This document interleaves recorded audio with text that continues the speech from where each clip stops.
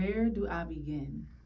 Well, to start off, my name is DeAndrea, and I am a recovering addict. Like, no, but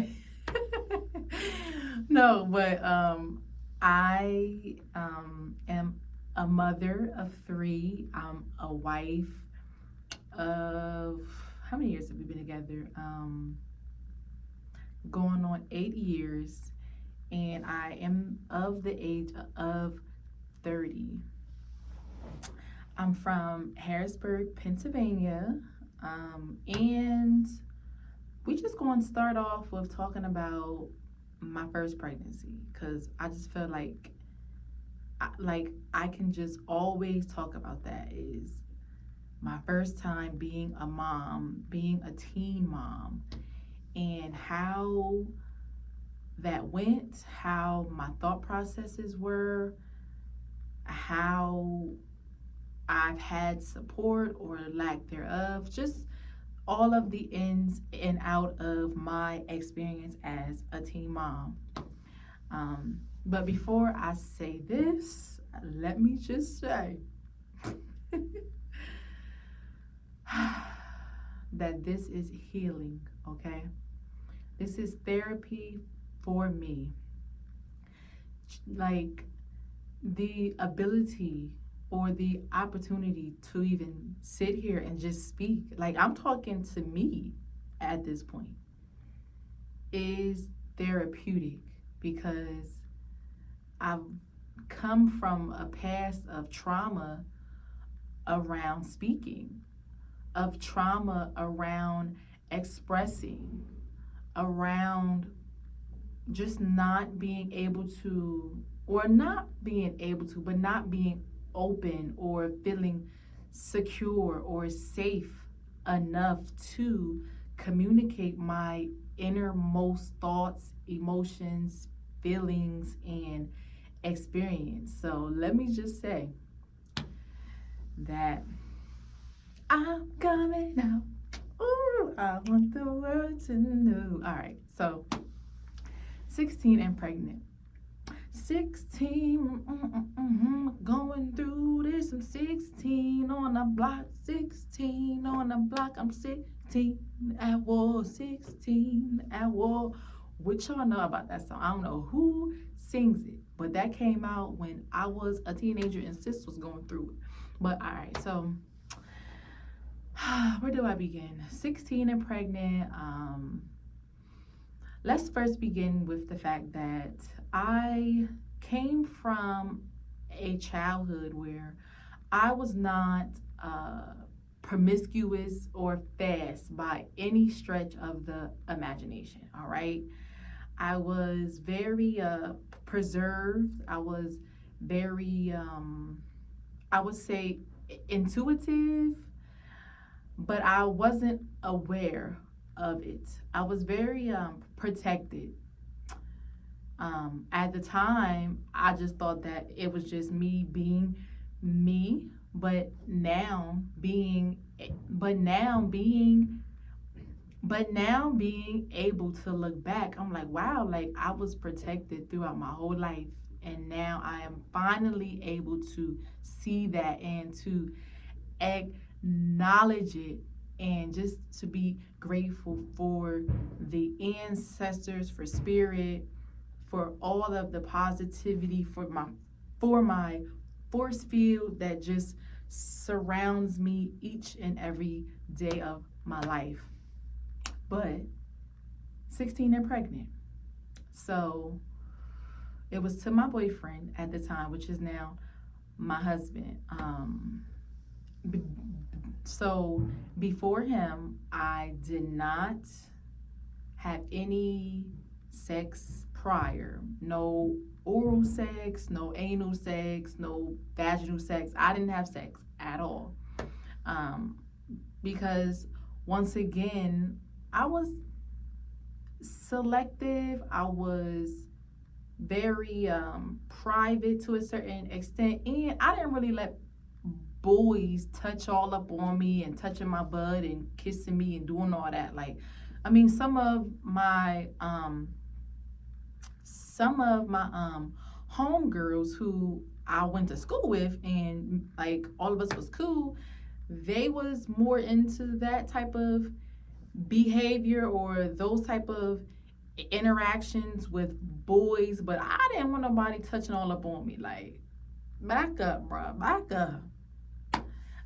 So to be a teen mom, to my surprise, in my defense, it was surprising because it's like, whoa, she don't hardly flirt. She don't be kissing on people. She don't let people touch her. So how did he get it?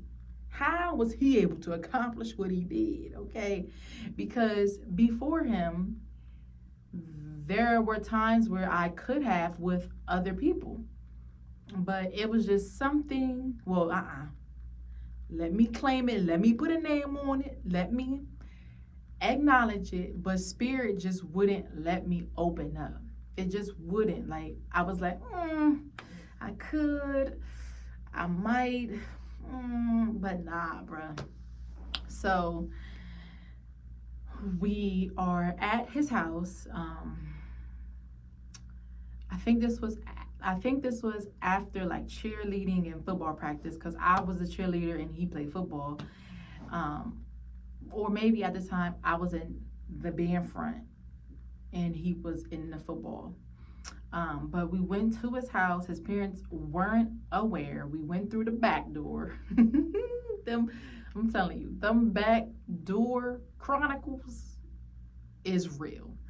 And we just was chilling, spending time. I had no clue or no hint that that would even possibly happen that evening. I'm just thinking that I'm just coming over his house to spend some time, because now we are beginning to date. And I was in the 10th grade. No, I was in the 9th grade. Hold on, wait. No.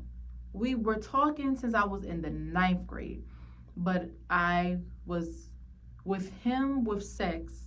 I lost my virginity with him in the 10th grade. So we've been together for a whole year without any sex, without any penetration, without any oral sex, any of that. So, I mean, this is kind of off topic, but I'm pretty sure that he was out there. No, I know that he was out there having sex or having relations with other females too. But at that time, I honestly was like, all right, well, if he want to act that type of way and not have no type of trusting, then he really ain't going to see me and touch me and get in me completely. So I made him wait for a year, and that was not purposely. It just happened that way.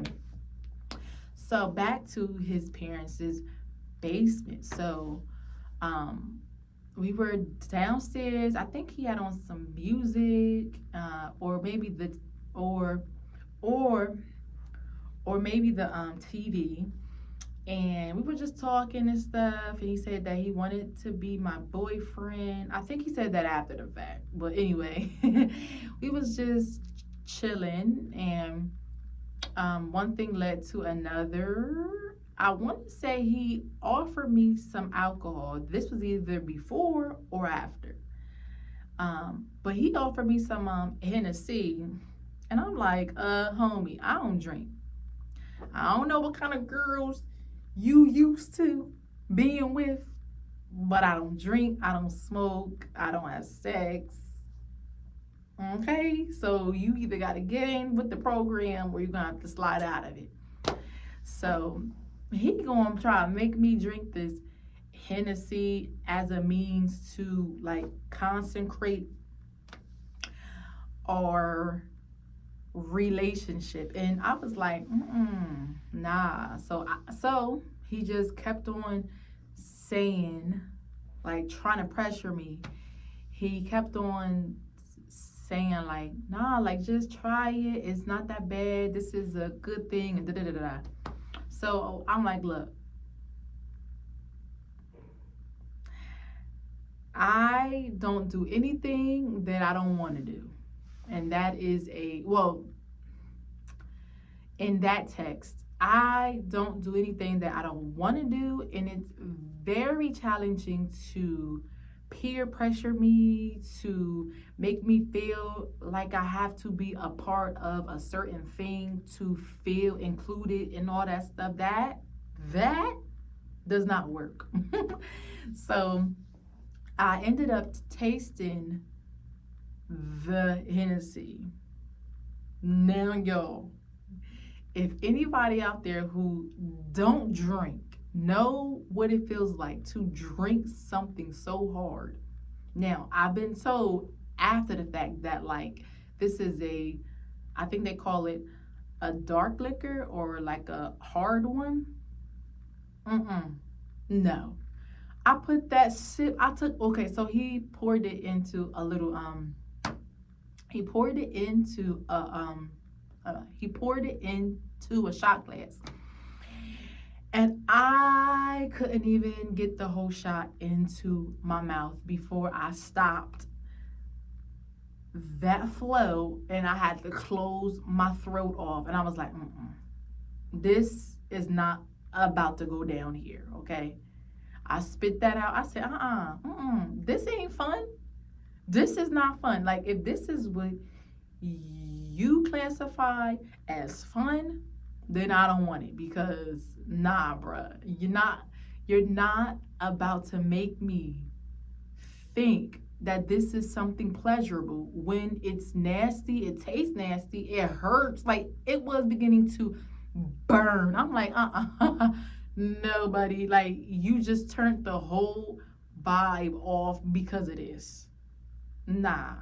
So he was like, oh, like, all right, like, yeah, he was over there feeling real salty. And I was like, nah, bro, like, you tried it and it didn't work. So anyway, he ended up touching me because I was a virgin. I didn't like a virgin. Touched at the very first time. But I was a virgin, so I didn't know what it felt like to have someone touch me and kiss me and caress me. And I didn't have that type of activation done. So while he was touching me, I'm like, okay, this feel good, but I don't think it's right. If loving you is wrong, I don't want to be right. Who sings that song? But anyway, so I had so many thoughts going through my mind, like, okay, this feels good. Feels like a woman. Dum da da da da. Okay, songs, please. But I'm like, it feels good, and my body was responding in a welcoming way. However, my soul and my spirit felt like, you shouldn't be in this space. Like, this isn't time. So it was like a mental, emotional, a spiritual, a physical conflict all taking place at the same time. And it's like, ooh, only the strong will survive, because to overcome the flesh in that space, you have to be mentally, spiritually strong to say, look, I don't care how it feel, bruh, get off me. Get off of me. And I can say that I've said that in a more gentle, playful way, but deep down, I was also curious to know, like, well, what could it feel like? Like, what could come next? Like, where can this take me? So I just allowed it. And I can say that I felt a blockage. I did. I felt blocked in my heart space. Now, at the time, I didn't know all of the terms or the awareness that I have now.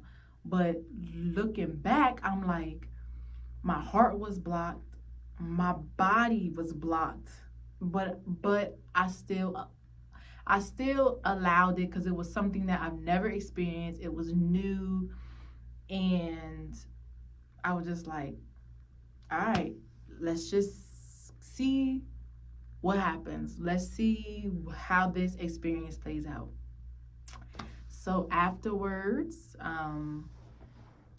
once we were finished, slash he was finished, because it's not like I was in there doing all this, and no, like I was pretty much probably like a pretzel, well, not a pretzel, but I was just like stuff stuck, like stiff, like I didn't like I was froze, like I didn't know what to do, like I wasn't taking the lead or charge. So I was just allowing him to, I guess, have a field day to a certain extent. Um, but after that experience, I was like, oh my gosh, like I can't believe that this is how I've entered into womanhood. Like this is the place. We're in his basement. His parents aren't even aware. I'm 16. I'm in the 10th grade. I'm an honor student. I'm in sports. I'm in church doing praise dances. I'm in the choir. I have a good head on my shoulders. Okay. And I was just like, wow, this is what I settled for. Like, this is what I settled for. Instead of waiting, instead of allowing things to align completely. However, disclaimer, let me say this. I'm a firm believer that all things happen for a reason, that everything is always working for my good, and that everything always happens in divine timing, okay? So even though at the time it may have seemed like this was a misfortunate time, or this was a disaster, or like a catastrophe, now I am aware that all things happen for perfect timing, and that I trust and am learning how to trust even more the divine orchestration for my life, okay? Because having the like because having the title of 16 and pregnant is just, it is automatically connected to a negative connotation. It is automatically seen as a let down, a negative experience, something that is traumatic, and just something that you can't come something that you can't recover from, okay? So let's get back on to the actual event. So afterwards, when I'm putting on my clothes, well, I'm fixing my clothes up, and I'm just like, oh my gosh, like I couldn't believe it. I couldn't believe it. Like, so this is it. This is it. Here I stand. I'm the light of the world. I am grand. I think that's the words. But anyway, I'm like, so this is it. This could have waited. It could have waited. And then I just begin to feel a little unclean. I begin to feel a little nasty. I begin to feel like I've let myself down. However, I also felt like, wow, okay, I'm playing in the big leagues now. And I don't know if I'm equipped for this. I don't know if I'm prepared for what's to come. Now that my cherry done got popped, now that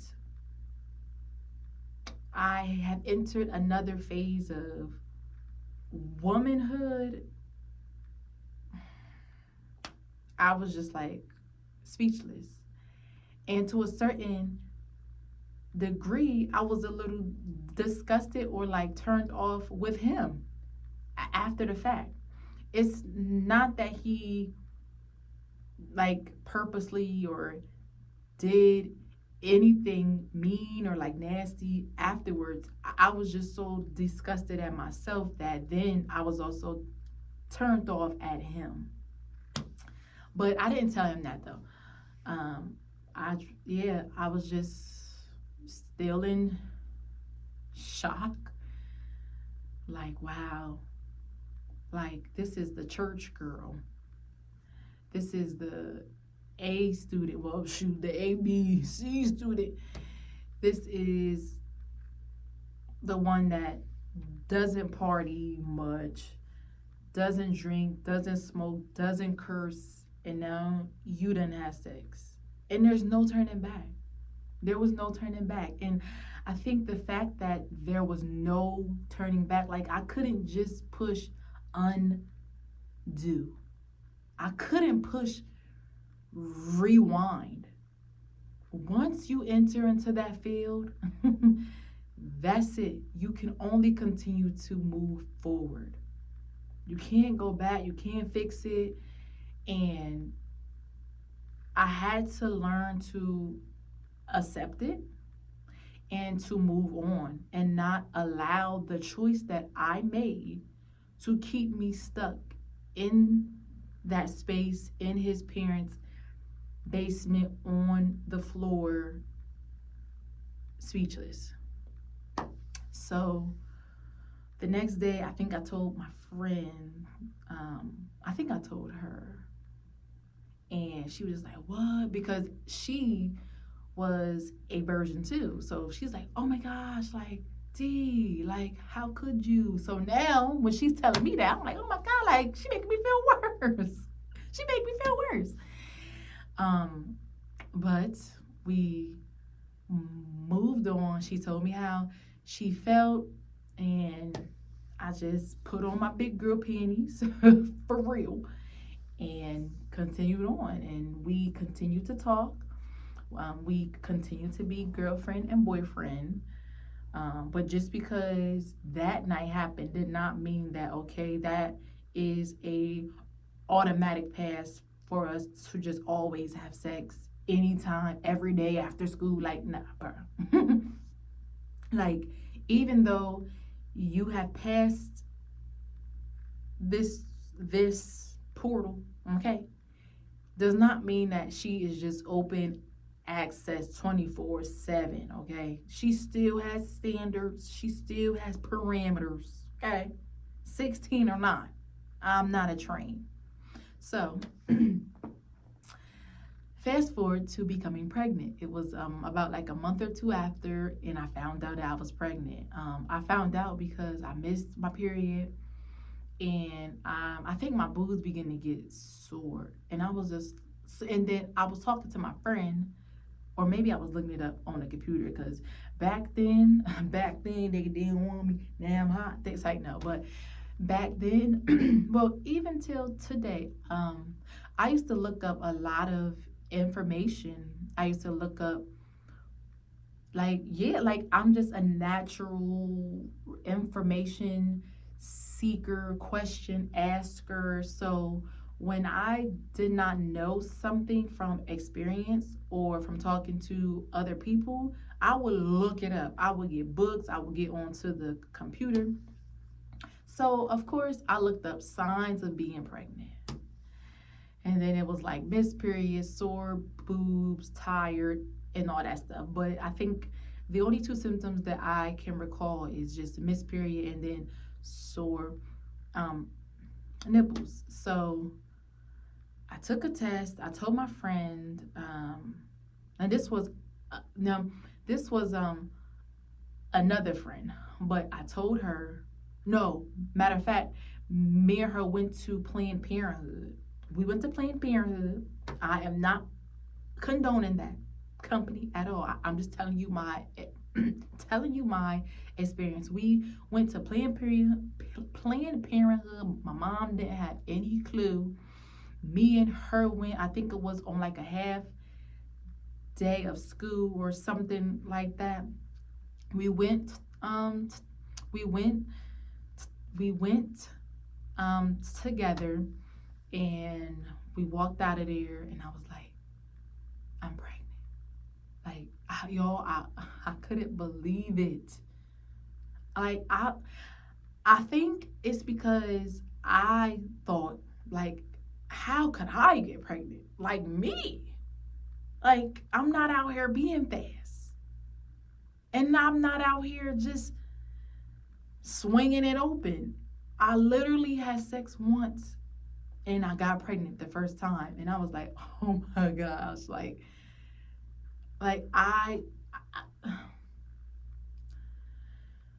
let me go back into the mind and the heart space of me, of that girl back then.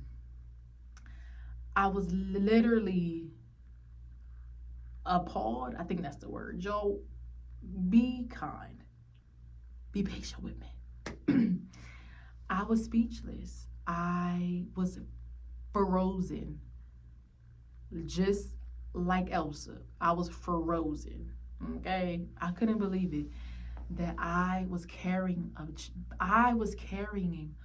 child, and I was a child myself. A child myself. I knew nothing about about sex. I knew nothing about pregnancy. I knew nothing. I have nothing. I knew nothing. So when it all came crashing on me, I'm like, oh my God. Like, it's like my life flashed before my face. It's like, what's next? What's going to happen? What am I going to make of this? What is life going to hand me next? That's the thought process that I had. Like, these are the cards that I've been dealt. So now how will I play them? I had two options. Well, I had a ton of options, but in that space, I had two options. You keep the child or you abort it. And deep down in my soul, I couldn't abort it. I couldn't. So it took me some time, maybe like 30 minutes or so, to scrounge up the courage to call my husband, well, to call my boyfriend at the time, to call him and say, I'm pregnant. I didn't know how to tell him, because he was a high school athlete making good grades, and he had plans on going to college, playing in the pros, and he had his life planned. And it wasn't a baby in that picture. So I had to muster up how I would tell him. How? Like, how do you tell someone something that is going to be hurtful? Something that they're not prepared for. And something that would change their life forever. So I was nervous. I was so nervous. I was nervous, but I knew that I had to tell him immediately, and to not keep it away, because he deserves the right to know. Because just as much as I knew, and now I needed to make changes to accommodate this growing child, he needed to do the same. So I called them up and I told him, and I'm like, I got something to tell you, and I don't know how you are going to respond, but just hear me out. I don't know how to say it. Shoot, I feel like I'm talking to him now. Like, I'm getting scared again. Like, I'm getting nervous again. But I'm pregnant. And he was quiet. He was silent. And I was like, hello? Are you still there? Like, can you hear me now? And he was like, what? And I'm like, yeah, I just left Planned Parenthood and I took a test and I'm pregnant. I'm pregnant. I think at the time I was like 6 weeks pregnant or something like that. And he was just like, well, are you going to keep it? No. I switched from being nervous and being scared to tell him to being upset to being defensive to being angry. Like, how dare you? Like, how dare you ask me that? However, I also knew that I knew where he was coming from. And I completely understood it somewhere in here. However, I didn't want to hear that because I knew that that's not the path that I was going to take. And I was like, no. So now I'm all defensive and I'm like, look, I'm not. You can choose to be in this child's life. You could choose to be in my life. But either way, this child is going to be birth. I'm keeping it. So the choice is if you want to be in our life or not. And I hung up the phone. I left Planned Parenthood and I was mad and I was sad. I was crying. I was scared. I was anxious. I was lost. It was a fluster of emotions. It's just emotions taking me over. It was emotions that were taking me over. And I just needed to just go. So I went home. I was just thinking about it all day, weeks and weeks. I didn't know how to tell my mom. I lived with my mom and my mom and my little brother, and I didn't know how to tell her. I waited probably like a week to tell her or two. I think probably like a week or less than that. I know that I've told her sooner than a week and a half because I just don't keep important stuff like that from people, period. I don't care how painful the information is. I'm going to tell you, okay? So that night, that day, stressed. I'm in the house. My mom probably came home from work. I don't think she sensed it. Well, she could have sensed something, but she didn't pester me or like push me to like talk about it because growing up, I was very private. I didn't really talk about my emotions. I didn't express them. So talking about these type of topics was not the norm for me and my mom. So she probably was just like, okay, well, she is going through some things. So I'm going to just allow her to just go through them, and whenever she wants to talk to me, she can talk to me if she wants to talk to me. I don't know. I can't speak for her, but that's just the thoughts. That is just how I thought that she thought. That night, I remember sitting on my couch. It was dark out. No. This was like after school hours, so it was probably like 6 p.m. or it was in the excuse me. It was in the evening hours, and I just remember playing sad music. When they say misery loves company, it's not that I was, but like energy likes like energy. I was playing some sad songs, and I'm sitting on the couch like, I can't believe that I'm playing these sad songs. I'm only 16. And this was around the time that one That one Humane Society commercial came out, and they was playing the one song by Sarah McLachlan, and it's like, hold on, and it's like, in the arms of the angel, fly away from here, right? And on that commercial, they be having them little abused animals with their eye cut and with their fur cut off and with their limping, and them animals be looking rough. And it causes the consumer, the person, the audience to just feel empathetic and to be sad and just want to give towards this cause, towards that ad. But for some reason, that song I went on to this same platform, I went on to YouTube, and I was typing in sad songs. And it just kept feeding the way that I was feeling. And I was just crying and crying on that couch. And there wasn't no one home. Or maybe they were home, but maybe they was upstairs. I just remember being alone. And I was just sitting on the couch, and it was dark.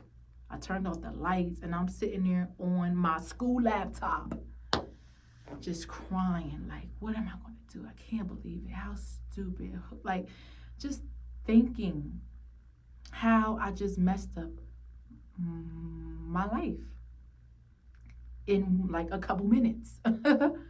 And what was only a couple minutes turned my life around completely 180. And there was nothing that I could do but to surrender, because Spirit wouldn't let me abort that baby. And I kept saying to myself, I don't care what can happen. One thing for sure that's not going to happen is that I abort this child. No shade towards anybody who has. I'm speaking from my own experience. I'm speaking from my perspective and from what I felt. If you feel like that's what you needed to do, kudos to you, sis. This is not a competition. This isn't a comparison. That is your story. And it's beautiful. And this is mine. So I was like, I'm not getting no abortion. I don't know what's next. I didn't know what was next to come. I had no idea. But I knew I couldn't.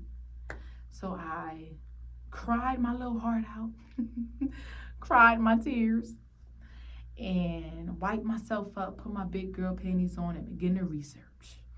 All right, what are the signs of pregnancy?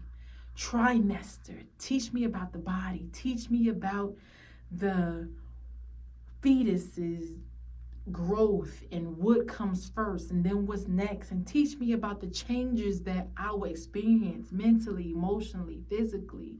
At the time, I wasn't aware of spiritual changes, but now I am. But that's a whole different story. We'll talk about that probably on childbirth 3 or maybe my next childbirth. But anyway,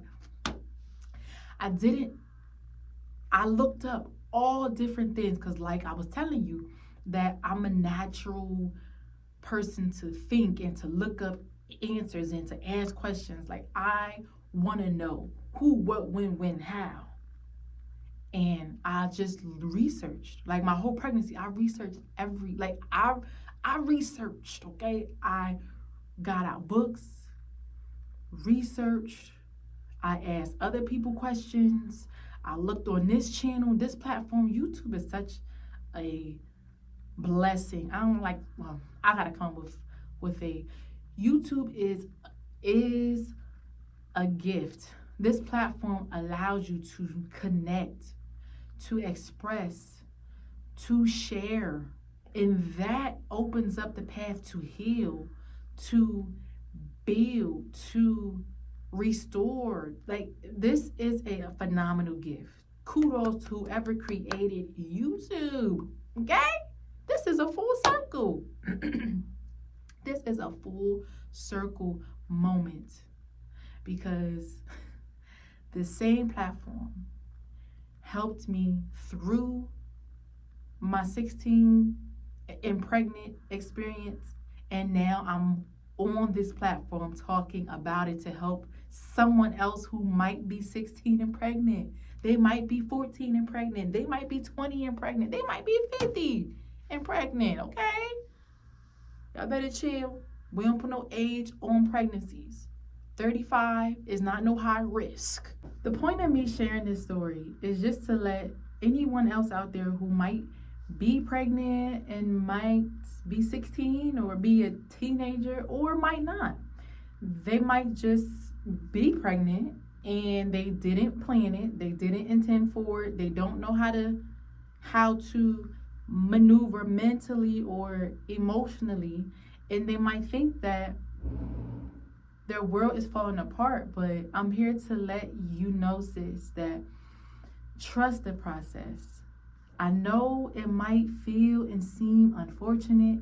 I know that it is easier to play the victim than to be accountable and to play the victor, but you gotta know this. And if you don't know this now, if you don't know me by now, if you don't know this by now, my hope, my prayer, my desire is that somewhere along the line of life that you know this for yourself, that all things happen for a reason. You might not understand it in that moment, but you gotta know, even through the discomfort, even through the disappointment, even through the shame, even through even through the anxiety or the fear of the unknown, you have to know that all things are working for your good. It don't matter what it look like. It don't matter what you look like. All right, that's how a princess, Tiana. It doesn't matter what it may look like, because perception is subjective. It can look this way to one person and then that way to another person. It doesn't matter what it looks like. You gotta know what it is. And all things are working out. I don't care if you are 14, 13 and pregnant. Forgive yourself. Put on them big girl panties and just keep going. Take one day at a time. Learn as much about the body, as much about pregnancy, as much about the changes that it will have. Learn as much as you can. Stay positive. Cut off people and things that are not encouraging, even though they might not approve or accept the situation. They can still respect you.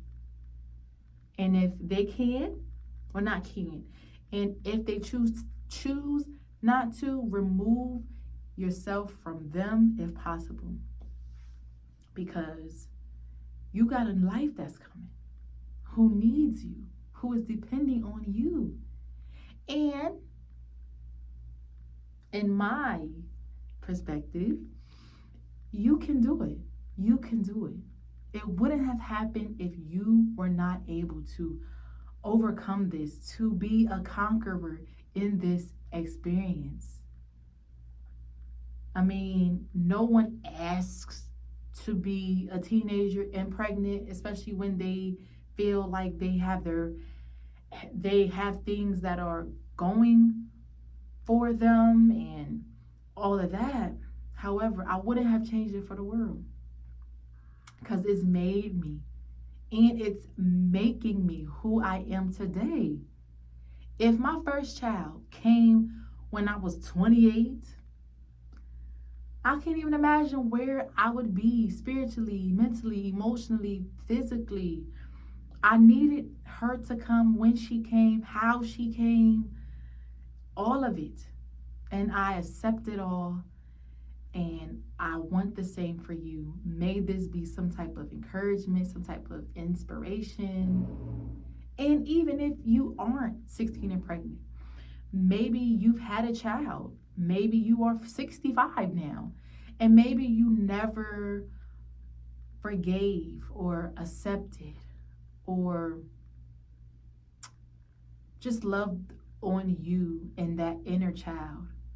Let this be the opportunity too. Okay? Because all things was working out then, and all things are working out now.